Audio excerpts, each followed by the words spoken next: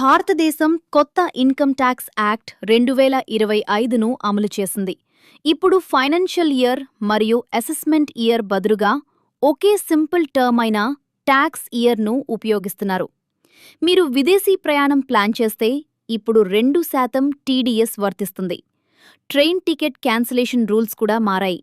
ప్రయాణానికి 24 నుండి 8 గంటల మధ్య క్యాన్సిల్ చేస్తే 50% మాత్రమే రీఫండ్ వస్తుంది.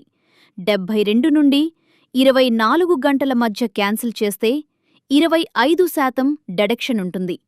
హైదరాబాద్, పుణె, బెంగళూరు, అహ్మదాబాద్ నగరాల్లో పనిచేస్తున్న ఉద్యోగులు ఇప్పుడు 50% వరకు హెచ్ఆర్ఏ ట్యాక్స్ ఎగ్జెంప్షన్ పొందవచ్చు. కానీ తప్పనిసరిగా రెంటల్ అగ్రిమెంట్ సమర్పించాలి.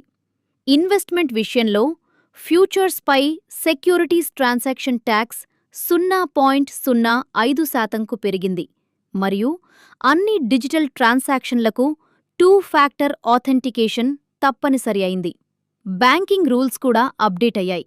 పిఎన్బి కొన్ని కార్డులపై ఏటీఎం విత్డ్రాయల్ లిమిట్స్ తగ్గించింది మరియు హెచ్డిఎఫ్సి ఇప్పుడు యూపీఐఏటీఎం విత్డ్రాయల్స్ను ఫ్రీ మంత్లీ లిమిట్స్లో కలుపుతుంది. లిమిట్ దాటితే ప్రతి ట్రాన్సాక్షన్కు ₹23 ప్లస్ ట్యాక్స్ వసూలు చేస్తుంది.